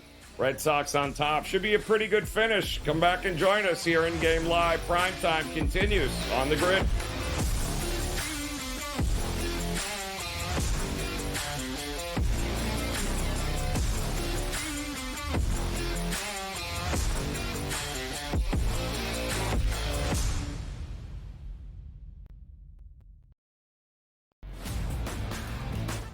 Boy, if you passed him up as a Heisman Trophy winner and he lights the league on fire like C.J. Stroud over a Bryce Young, you might not make it as a head coach or in your regime here. I just don't think they can pass over Daniels at number 2. He's sitting at 5.8 goals, saved above average. He has been standing on top of his head for this team, but defense has to help him out a little bit. The Red Wings defense comes alive just a bit. I think that they're definitely going to punch their card. The early line, only on SportsGrid. Victor Hovland right now can probably hit it right where he's looking on the range. But the problem is when you get out to a golf course, especially like Augusta National, it's a big, big picture. You can see every shot in the world, but the targets are really, really small. I feel like whoever we pick is going to win. Like, I feel like we have the power to choose the winner of this tournament. I know. I'm surprised more guys haven't reached out. And they might, and they probably will. Only on SportsGrid. 89-87, 0.6 seconds remaining. Big drama here in this game. Always frustrating when your Final Four parlay and bracket gets busted. But here we go. I'm done. Look what he is now. He's on FanDuel, plus 120. Almost even money to win the tournament. So you actually, if you did get him at plus 260, you got a pretty good, better investment than you had before. Just saying. Sports Rage Late Night, only on SportsGrid. Your gut says Miami is going to win, and you should take the over. Your gut also said your NFT selfies would only go up in value. They didn't. But your head is on SportsGrid and knows the QB is in concussion protocol. The backup has a 45 QBR against the zone coverage. The New York D has the most sacks in the league. So yeah, trust your head. It's smarter to be on SportsGrid. Anyone that's been to a sporting event, the atmosphere before a game, I think Game Time Decisions has that same exact atmosphere. This is our arena. This is what we do. There is going to be an energy to Game Time Decisions that you will feel night in and night out. The excitement you get when you lock your bets in, when you're figuring out what you want to do, we can zone in on the biggest games each night. I want this to be the place that people come to before the games start so they feel as ready as possible to lock in their cards. We are going to hit every single one of those markets that you need to know about. We're going to go through every single thing, and I've got a great team behind me that's going to help me get the job done. There is not going to be a better place, I promise you, than Game Time Decisions to get that new information, react to it, and be able to then bet accordingly. We will have everything at our disposal, and we will use that to our advantage. I'm Kevin Walsh. Tune into Game Time Decisions from 6 to 8 p.m. Eastern on SportsGrid.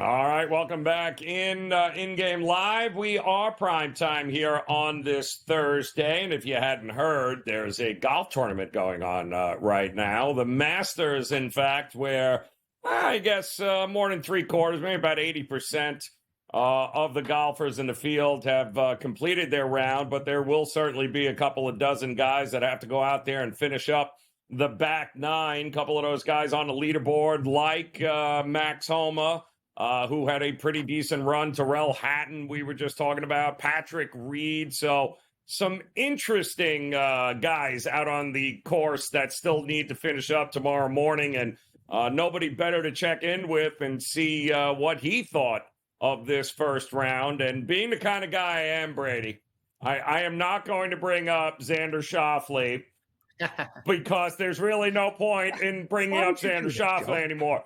But here's what we've been discussing, right? We need the winner of the last 19 Masters champions have never finished beyond top 10, right? The first round. Nobody, number 11, number 12. No. 2 under puts us top 10 right now with a handful of guys ready to go. I don't think that line moves a whole lot by the time the rest of these guys finish up. But what are your initial thoughts on what you saw here today in round 1?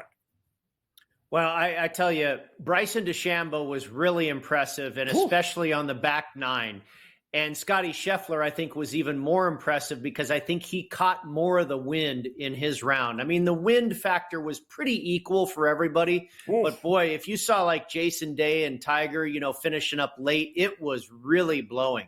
They had to back off of a lot of shots. But, 7 under, that's the lowest round Bryson's ever shot at the Masters. Scotty Scheffler, now in the last month, has shot bogey-free rounds at Bay Hill, TPC Sawgrass, and Augusta National. Guys, we're watching Tiger Woods part 2 here. It just doesn't come with all the fanfare. He's not as flashy, maybe not as charismatic, but the way he goes about his business, and when he got the break on 13 today, I said, uh-oh, look out. It looked like he dumped it into Rays Creek, and then they go show a couple of other shots, and then they come back to the 13th hole, and his ball's sitting up there on the side of the hill. It must have skipped off a rock. I don't know what happened, but he, just chips it onto the green and taps in for birdie. That's a 2 or 3 shot swing right there. That was huge for Scheffler. 6 under par, 1 off the lead, and plus 150 now. He goes from plus 450 pre-tournament to plus 150 with round 1 not even complete. This guy is really something. It's crazy because if he's leading after round 2, he's going to be a pretty significant minus with 2 rounds to go. And you said it. I mean, the guy's a cyborg. He's a machine. He does it so, just matter-of-factly. You're right. It's Tiger without the fanfare. That was one of the bets we talked about was the bogey-free round. The other bet that we talked about, the hole-in-one prop. They already got a hole-in-one, BK. We're in. Did they get one? Are we going to see another? I didn't even know they had one. Oh, wow. Yep. Yeah, I'd probably bet on another one. You still got 3 days to go. You got 3.5 days or 3.25 days, really, because, like Joe said, there's a couple dozen guys that still have to finish up. And those guys that have to finish up bright and early in the morning are going to catch a little bit of a break on the wind. The wind is not going to be bad until about 9 or 10 a.m., and those guys are going to tee off around 7:45. So they're going to get about an hour, hour and a half to deal with some lighter winds. But by the time we get to about 10 a.m. on Friday, it's going to start blowing 15, 18 as the day carries on. And at the end of the day, it's going to be like today again, where it's pushing 25 mile an hour and higher gusts probably. So the one thing that I felt good about with this rain delay this morning that was a lot smaller than we thought it was going to be is I think everybody's getting a pretty even playing field here with the conditions. Nobody really got shorted or nobody's at a huge disadvantage or a big advantage because of the weather draw, thankfully. As you're looking down the list of some of these guys that are still going, and kudos, that back nine for Bryson was unbelievable. For 5 birdies, I think, in his final 7 holes there. It was pretty impressive to get it done. But there are a couple of names still lurking out on the course tomorrow morning. Terrell Hatton was one of them. We know Patrick Reed. He's a Masters champion. So he's got a few holes to play, can maybe chip away. What do you think we get for the remaining guys on the course tomorrow? Can anybody get to 5 or 6 under par, you think, and all of a sudden make the top of this leaderboard really interesting? Well, first of all, Joe, I'll go back to what you talked about with Bryson DeChambeau. He was actually the first round leader here in 2019 when Tiger won. So let's not get too excited about Bryson just yet. He finished 29th that year. His best ever finish in the Masters is 21st, and the last 2 years he's missed the cut. So, this could be a little bit of an outlier here. I have a feeling he'll come back to the pack a little bit. He was very fortunate and played kind of above his head in some very difficult conditions today. I would think he would even off a little bit on Friday. As far as the rest of the guys, I think Jason Day is still in a good spot. You mentioned Patrick Reed and Tyrrell Hatton. I mean, they could be really good in-game plays right now for like a top 20 finish, maybe even a top 10. I really like Ludwig Åberg, and I actually made an outright play on him at 22-1.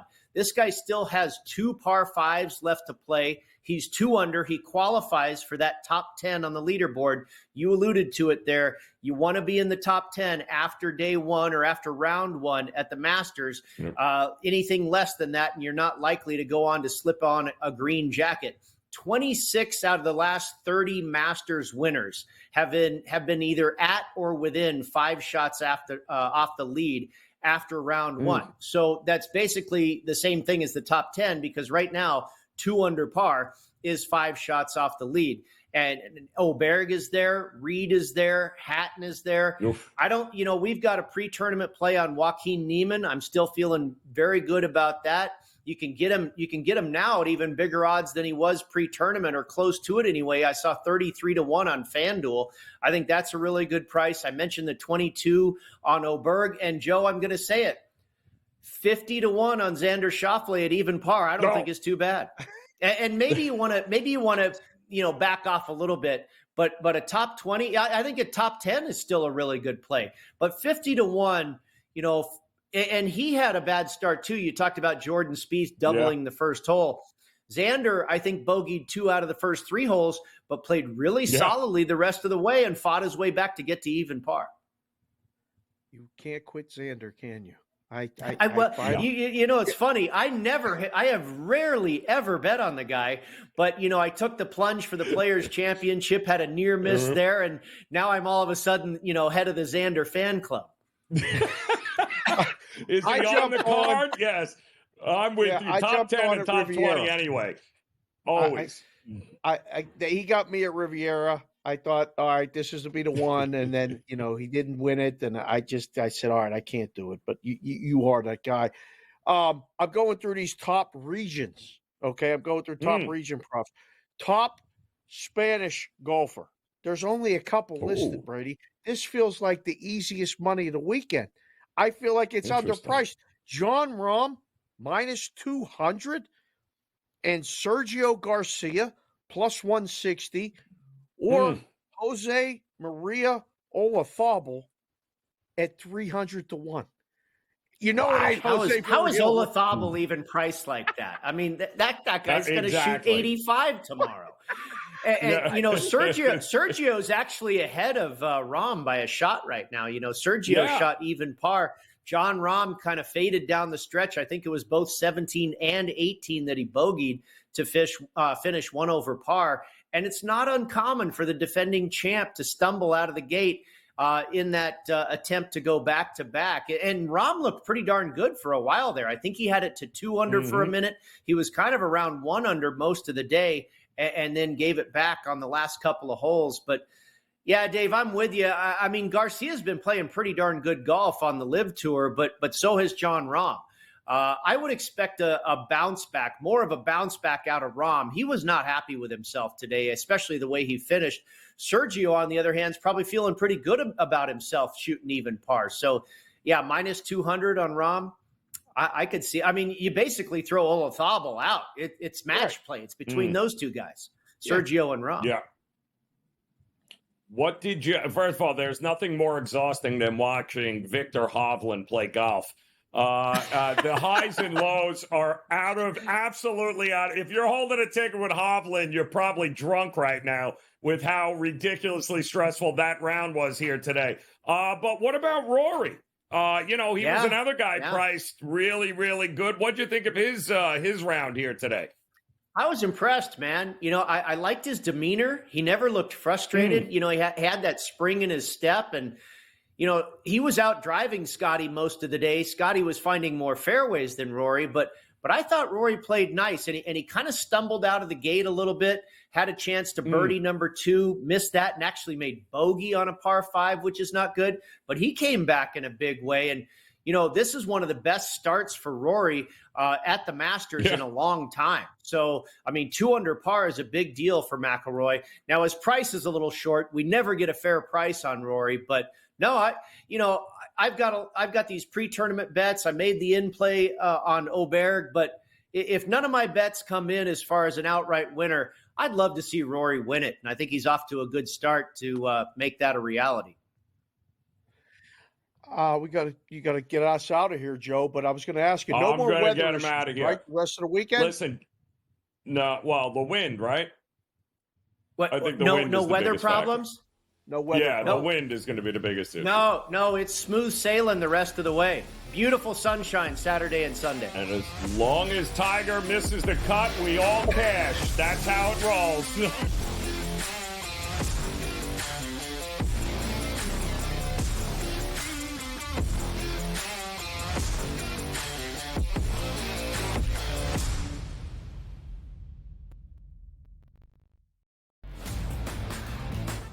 Boy, if you passed him up as a Heisman Trophy winner and he lights the league on fire like C.J. Stroud over a Bryce Young, you might not make it as a head coach or in your regime here. I just don't think they can pass over Daniels at number 2. He's sitting at 5.8 goals saved above average. He has been standing on top of his head for this team, but defense has to help him out a little bit. The Red Wings defense comes alive just a bit. I think that they're definitely going to punch their card. The early line, only on SportsGrid. Victor Hovland right now can probably hit it right where he's looking on the range. But the problem is when you get out to a golf course, especially like Augusta National, it's a big, big picture. You can see every shot in the world, but the targets are really, really small. I feel like whoever we pick is going to win. I feel like we have the power to choose the winner of this tournament. I know. I'm surprised more guys haven't reached out. And they might, and they probably will. Only on SportsGrid. 89-87, 0.6 seconds remaining. Big drama here in this game. Always frustrating when your final 4 parlay and bracket gets busted. But here we go. I'm done. Look what he is now. He's on FanDuel, plus 120. Almost even money to win the tournament. So you actually, if you did get him at plus 260, you got a pretty good, better investment than you had before. Just saying. Sports Rage Late Night, only on SportsGrid. Your gut says Miami is going to win, and you should take the over. Your gut also said your NFT selfies would only go up in value. They didn't. But your head is on SportsGrid and knows the QB is in concussion protocol. The backup has a 45 QBR against the zone coverage. The New York D has the most sacks in the league. So yeah, trust your head. It's smarter to be on SportsGrid. Anyone that's been to a sporting event, the atmosphere before a game, I think Game Time Decisions has that same exact atmosphere. This is our arena. This is what we do. There is going to be an energy to Game Time Decisions that you will feel night in and night out. The excitement you get when you lock your bets in, when you're figuring out what you want to do, we can zone in on the biggest games each night. I want this to be the place that people come to before the games start so they feel as ready as possible to lock in their cards. We are going to hit every single one of those markets that you need to know about. We're going to go through every single thing, and I've got a great team behind me that's going to help me get the job done. There is not going to be a better place, I promise you, than Game Time Decisions to get that new information, react to it, and be able to then bet accordingly. We will have everything at our disposal, and we will use that to our advantage. I'm Kevin Walsh. Tune into Game Time Decisions from 6 to 8 p.m. Eastern on SportsGrid.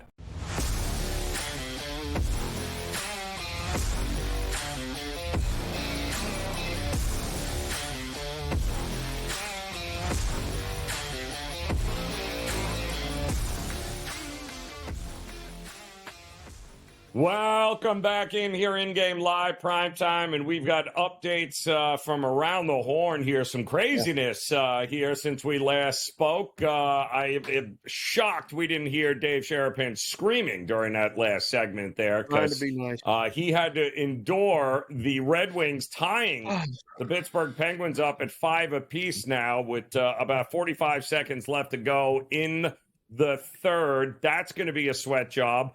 And also Baltimore with a 2-run home run in the top of the 8th to take a 3-2 lead, only to give up a solo shot in the bottom of the 8th. And we've got ourselves a 3-3 game at Fenway Park. So a lot going on here, Dave. But what in the world happened to your Penguins? They took a penalty and then gave up a goal, and then they gave up another goal. And now it's tied 5-5. The Red Wings are dominating the third period. They're out shooting the Penguins 30-23. The only good score right now for hockey, at least tonight, is the Flyers beating the Rangers 4-1. That's the final. Listen, I know Jack's a Ranger fan. I got Brooklyn Joe, one of my dearest friends in the world. Worked many years with him in the Sportsbook series. A great guy, and he's a diehard Ranger fan. He's actually the guy who managed Madison Square Garden the year they won the cup. He was the guy that took the cup and handed it, to Messier, and he was right there in all the pictures. Brooklyn Joe, shout out to you. I know you're taking great joy in the fact that the Red Wings have tied the Penguins, because we go back and forth every year, Joe. Like, where he says, "Oh, who's going to win the cup? The Rangers?" And I say no. Well, this year I told him, listen, this might be your year. You got 2 goalies. Yep. If Igor goes bad, Quick can fix it. And they go and lose an important game at home to the Flyers. I can't believe it. And the Penguins are going to make this sweat all the way to the end. The Lightning are tied 2-2. The Jets and Stars are tied 2-2. Did you see what happened in the island? Yes. That's tied 2-2. Yes. This guy, I got a text from our friend who's sitting there at the game. Yeah, Joe, I don't think you've seen this. Jack can pull this up. Look, no. They got him. Oh, that's blasphemous. They got him in the Islander that jersey. Explains why the Devils beat Toronto. That's exactly why believe this? Toronto lost. That's correct. Unreal. Yeah. Unreal. That's blasphemous right there. He's got the Islanders in the under. He said, I'm rooting the under in, but now it's tied 2-2. He looks great. Cam looks great. And I love that jersey. That Islander jersey is still a classic. That is a nice. That's a classic. That's the one they should wear all the time. Like that's the Islander jersey. When I think of the Islanders, Mike Bossy, Brian Trottier, Billy Smith, back in the day, that's the jersey. So, this is 2-0 Jets over the Stars. Woo! End of the second. This might be the night that they get them. That's great. Oh my goodness. At least the Sabres beat the Caps, so you're all right there. 4-2. That game is still done. Alive. But like, are we delaying the inevitable? This is where I get to, I see the end. The Penguins are old. Mm-hmm. All right. You saw what happened with the Blackhawks. They had to get super bad, and everybody breaks up and goes their separate ways. Kane is on the Red Wings. He gets traded. You got to. It has to end. Is it better to end not making the playoffs and just kind of break them up and do what they have to do? Or are they going to go and make the playoffs and lose in the first round? What's better? Well, you want to keep playing as long as possible, but I can promise you this is not what they want to be doing right now, getting ready for overtime against the Red Wings, especially since Washington already lost. Right. Now this is going to be urgency city here. But again, the worst part, you could be Toronto, who somehow has to explain to their home fans on their own home ice how they couldn't beat the Devils here tonight. And the Panthers, by the way, shut out Columbus. Bobrovsky got the SO here tonight. So kudos to them. They just put a lot more space between them and the Maple Leafs. So Buckle up. Some huge dog winners here tonight that most people did not see coming.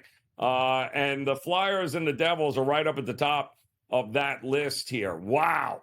Unreal. But we do have the puck dropping Sharks Kraken coming up top of the hour. And then, of course, we'll have the Flames and the Kings. You got call me crazy. You turn your back for just a second. The Knicks did win the game, but they only won by 9. 118-109 was the final there. And they were up as much as 30 points in that game. Yes. There was, when I tell you, 0 defense being played in the fourth quarter down the stretch by the Knicks. They were olaying everybody. Ole, yes, right here to the basket. Just don't hit me. I have to stay healthy for the playoffs. But my goodness, the Knicks were laying 2, I think, 2.5, somewhere in that ballpark. So that gets it done. 49-43, Houston over Utah right now. They're in the second with about 8 minutes to go. We were on the over in that one, and the Bulls. Well, they won 127-105 earlier. We are awaiting Sacramento, New Orleans, and Golden State, Portland. I kind of like the under in that Sacramento game there. Were you leaning one way or the other? A game against, between two teams that are in all likelihood going to be seeing each other soon enough. Yeah, no, I don't have an opinion on it. I'm distracted. Double. I got to get this game in. This is it. We got to go double, right? We got to get this. I mean, Sabonis, it's got to be a double. The guy's only had like 40 of them in a row, so if you say it's got to be double that's time. Fine. If you say so, that's fine. Jack, look it up and tell me how I got to lay $3 to get a double with Sabonis here. My goodness, because that's probably what it's going to. It's disgusting. Well, don't worry about it. I'm waiting for the goal Devils to blow. Win it. Oh, what a save! There it is. The Red Wings do it. Unbelievable. No. Unreal. No. Oh, no. Penguins. I'm sorry. I read it wrong. My bad. Sorry. Red Wings didn't do it. The Penguins did it by the hair on your chinny chin here. Big win for them. And that didn't take long, by the way. Who hit it? Who got it? Oh, Carlson. Okay, there you go. You guys are ahead of me. Yeah, Carlson gets a game winner. For the goal horn. Oh, my goodness. That was stressful. That was close. Carlson. That was exhausting. Carlson. I still haven't seen it. This is crazy. You still hasn't been on there? Oh, my goodness. But in the NHL standings, so they get 2. The Red Wings still get 1. Like, it's not over. Like, Nope. And you heard the parlay. Boston, Nashville at home, and that at the Island on Wednesday. That's no bargain either. That's a tough schedule. Nope. So, I don't know. They're staying alive. Staying alive. So that's good. I'm relieved. Crazy. So, yes. Yeah. You good? Can you breathe now? Yeah. Good. Yeah. Because now you got to sweat out the Sharks and the Kraken because that's what it has come down to now. The Sharks taking on the Kraken here at the top of the hour. And not for nothing, but not too late to jump into this game if you really think Baltimore is going to win this here. Top of the 9, 3-3. In what turned out to be a much better ending of this game. I don't know what that total was, but boy, oh boy, if you had the under, you're going to be sweating this thing out here as both these teams. I hate that extra innings would not be good. Not at all. 8.5. Yeah. It closed 8.5. Yeah, that wouldn't be good. Do you like that? Would not be. Kenley Jansen in though. Rule? Joe, do you like the extra inning rule? It's I don't know that it has a huge impact. We did see a lot of games make it into the 13th inning last year with that, so it's not like it's a guaranteed. Well, the most you're going to get is 10 innings. It didn't work out that way last year at all. So I don't hate it. I mean, anything to be able to preserve, obviously, the health of some of these guys, because we got another rash of injuries here to start the season with big name guys that are just not That's not great for baseball in any stretch here. Meanwhile, we're still trying to get guys like Scherzer and DeGrom back from last year. Not good here. Not good at all. And did you see who fired their agent? Saw that one coming a million miles away, huh? What?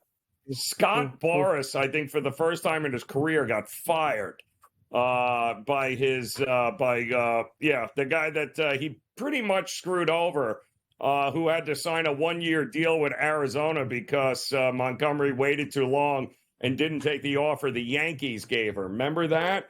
Yeah, so he actually fired Scott Boras today, and he's looking for new representation. I can't remember the last guy that fired Scott Boras in baseball, but I think Jordan Montgomery realized that he didn't do right by him. He could be sitting on $80 million right near guaranteed with the Yankees, and he's playing for much less for Arizona on what, a 1-year deal, and then he's got to hope he doesn't get hurt. Yeah. Wow. It's so crazy because a few years ago, I was in the room, at the book, and I was saying how, like, when the pandemic hit, we had to stop doing listed pitchers. And I was okay with it because my case was the starting pitcher during the regular season in baseball doesn't have the same value that it used to have. Remember, we used to really just bet on the pitcher. And that's how we would make the prices.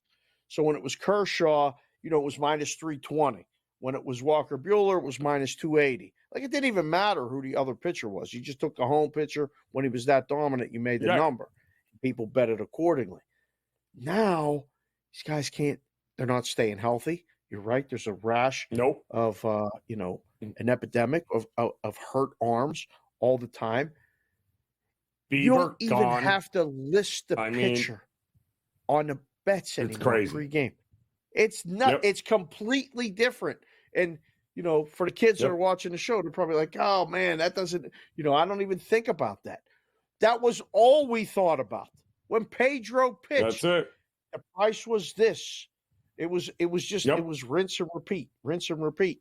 And now it's solely based on like the offense and the number is way different than it used to be. Yep. I love it too. And by the way, we've completely lost track when the Yankees are now trying to set rules for Mr. T. I mean, Alex Verdugo, because apparently the amount of it adds 20 pounds to him, and he's not running as fast as he should be running now. Like, you got to be. Didn't he have to shave his beard? I think he had a beard, and the Yankees were like, that ain't going to work.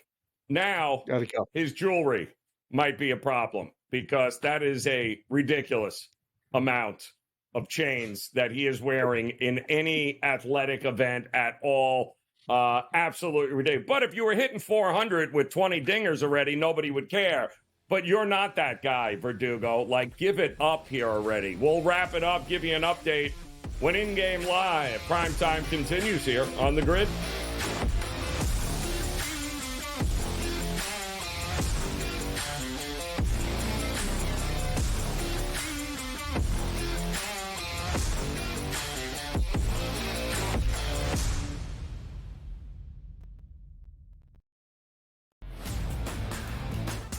If you passed him up as a Heisman Trophy winner and he lights the league on fire like C.J. Stroud over a Bryce Young, you might not make it as a head coach or in your regime here. I just don't think they can pass over Daniels at number 2. He's sitting at 5.8 goals saved above average. He has been standing on top of his head for this team, but defense has to help him out a little bit.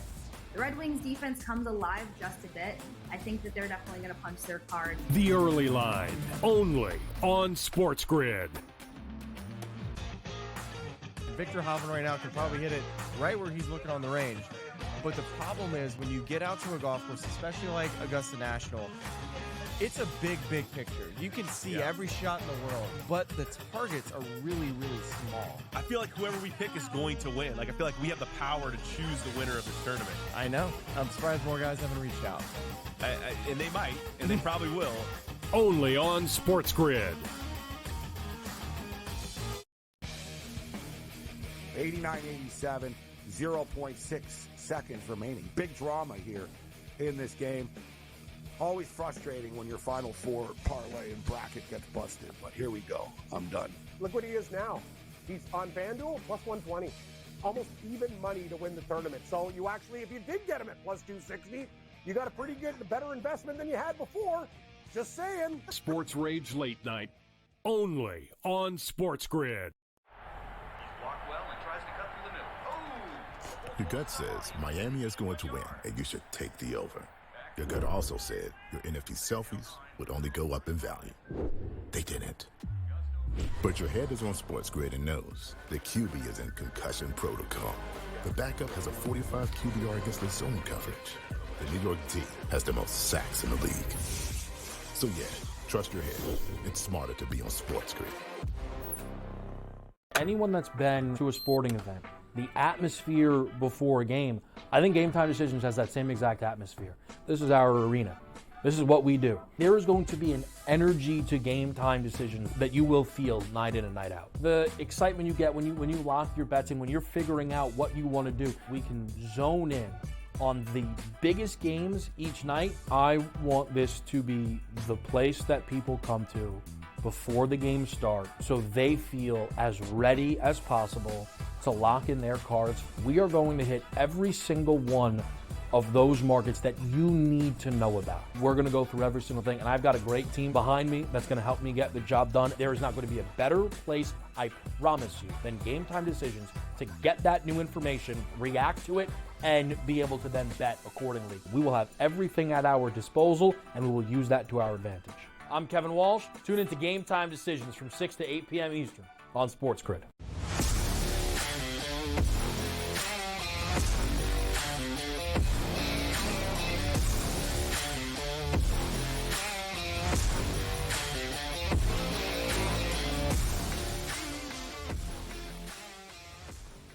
Oh, boy. Jackson Holliday had an opportunity, first and second, 2 out, top of the ninth to put the Orioles ahead, but still looking for his first hit here as we get ready to wrap up this edition of InGame Live Prime Time. Sports Rage coming on in here. Dave Sharapan has changed the sweaty clothes he was just wearing watching the Penguins get by the Red Wings in the overtime here, Dave. But this is going to be, bottom of the ninth coming up for Boston here, man. What do you think happens? I hope it goes to extras because me too. Wetzel did this yesterday, right? You bet the dog now. Yep. And you got a plus money. Then they come up with a guy on second and runners in scoring position. And they score, and it flips. They become a pretty significant favorite. And you get a plus money on both sides. So, or you just let it ride. If you like the dog, the visiting team that got the run, you let them go. So, I'm hoping that the Orioles can get out of this. Did you have Ottawa winning in a shootout? No. I can't believe it.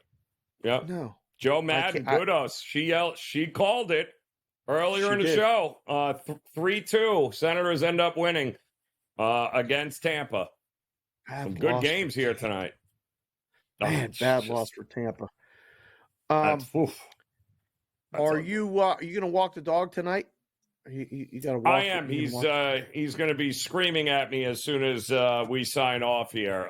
It's almost like he understands the language, and once we say "have a great night," all hell breaks loose. So this should be interesting.